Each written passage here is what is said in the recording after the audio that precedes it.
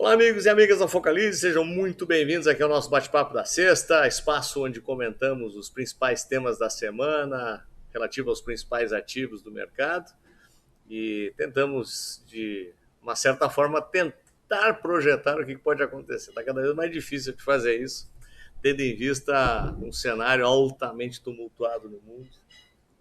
E confessem que na sexta passada, né, tendo carnaval, segunda, terça e quarta de manhã, nós fora do mercado, um conflito iniciando, com consequências ainda completamente inesperadas, é bastante complicado. Então, muita gente até criou alguns formatos de proteção, ou via put, ou via uma venda descoberta de BOVA, vendendo opções, enfim, pequenas proteções ao menos, para passar por um período que tinha tudo para ser bastante tumultuado. Mas, para uma boa surpresa dos brasileiros, o bicho não foi tão feio quanto se esperava, e pelo contrário, ficou até mais favorável para o Brasil.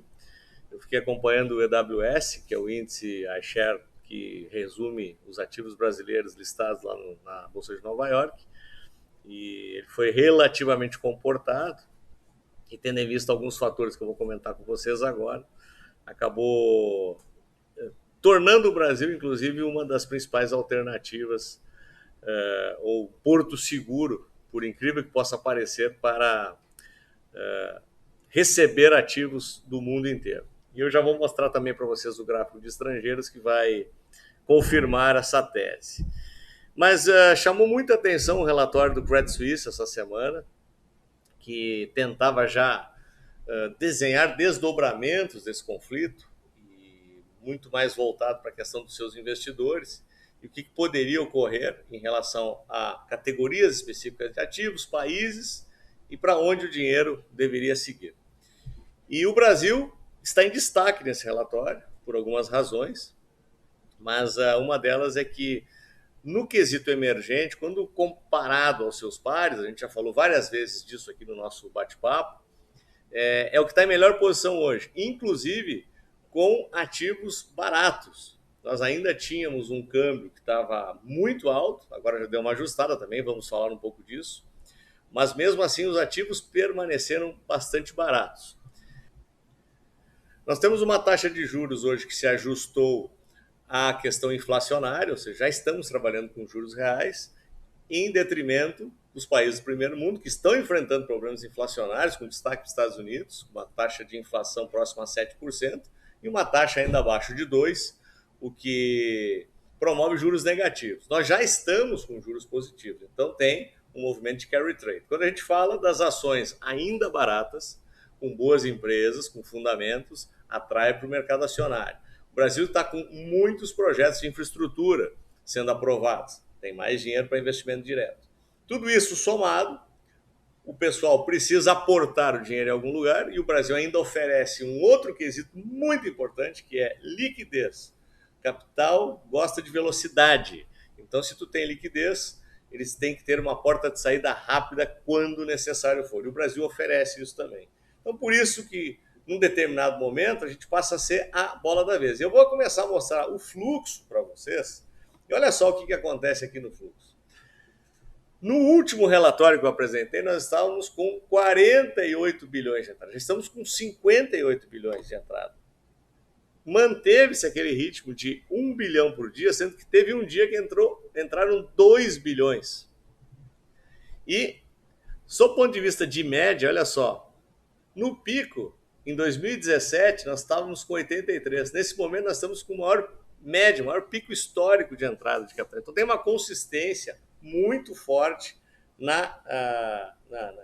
nessa mangueira que está jogando dinheiro aqui para dentro do Brasil, e esse fluxo acaba provocando, eu vou mostrar já já nos gráficos para vocês, aquela subida da nossa bolsa, inclusive num momento bastante tumultuado no mundo, e ao mesmo tempo a queda do dólar, porque contra fluxo não tem argumento. Então, eu já vou colocar aqui o gráfico para vocês. Então, olha só, esse aqui é o gráfico do Ibovespa.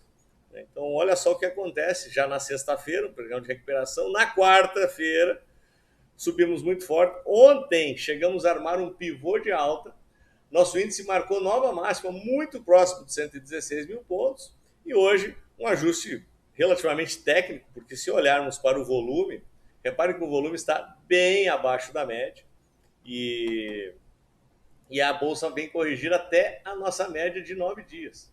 Então, ainda está se armando um pivô de alta e esse pivô de alta, eu já projetei ele aqui para vocês, ele leva os preços até a faixa dos 120, 121 mil pontos no nosso índice. Quando a gente vai para o dólar, olha o que acontece.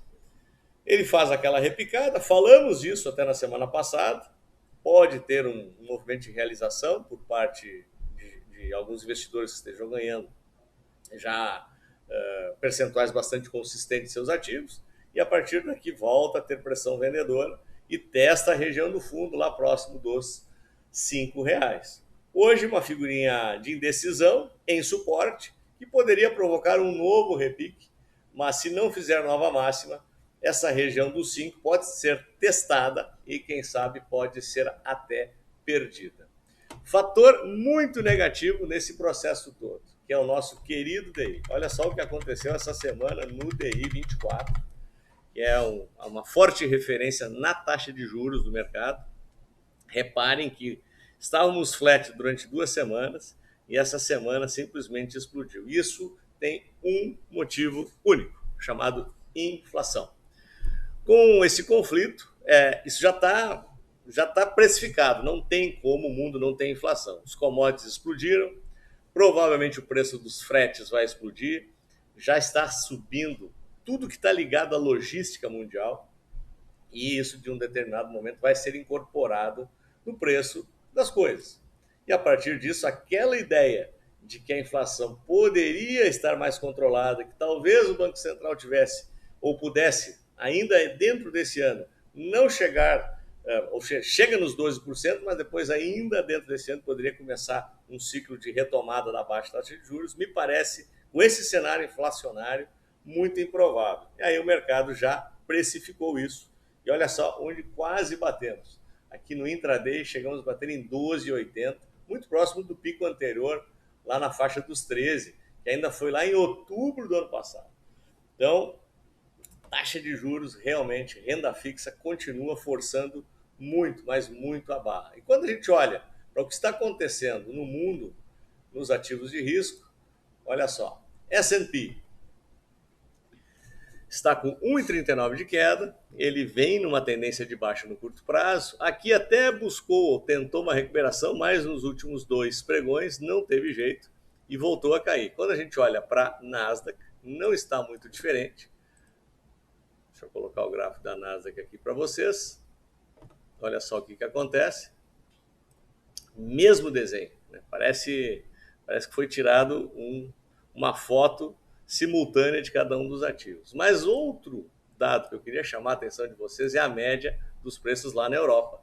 Então a Europa já começa a sentir um pouco mais o efeito do conflito. Não estava aparecendo com tanta ênfase até semana passada, até se tentou uma recuperação, mas essa semana, como as coisas entraram num patamar mais perigoso, por efeito das consequências, porque aparentemente o Putin não vai recuar e a Ucrânia não vai entregar os pontos tão fácil, tem todo o arcabouço ligado à questão das retaliações econômicas na Rússia. A Rússia está enfrentando uma série de problemas, inclusive com seus oligarcas, né, que fazem parte do clã do Putin, mas mesmo assim ninguém está recuando e começam a ter consequências imprevisíveis esse processo todo. E a única coisa que a gente espera é que a maluquice não chegue na insanidade, né? Então, por enquanto a gente está só no terreno da maluquice, né? Então, mas a insanidade poderia trazer consequências bastante sérias.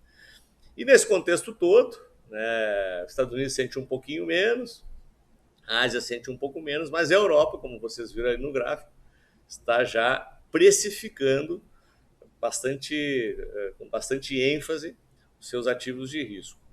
E o fluxo está vindo.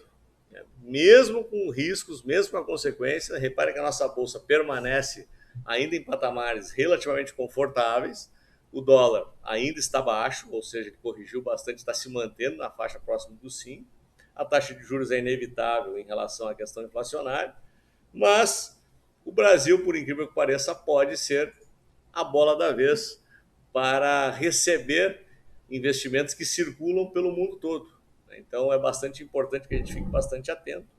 Mas semana que vem eu acho que é uma semana bem decisiva e por mais fluxo que entre, por menos que o Brasil sinta, talvez comece a fazer sentido a gente começar a olhar para a questão de proteção com um pouco mais de carinho, porque, como eu disse, a maluquice está instalada, a insanidade ainda não.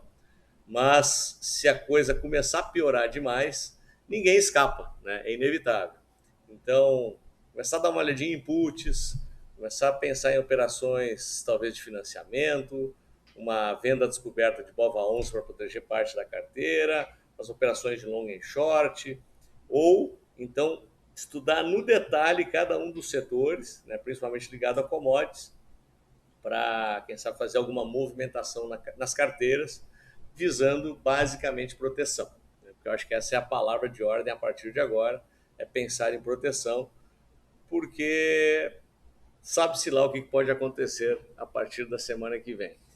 Por enquanto estamos naquela, né? Oremos para que a gente ainda permaneça só no terreno da maluquice e não vá para a insanidade. Pessoal, se gostaram, dão seu like.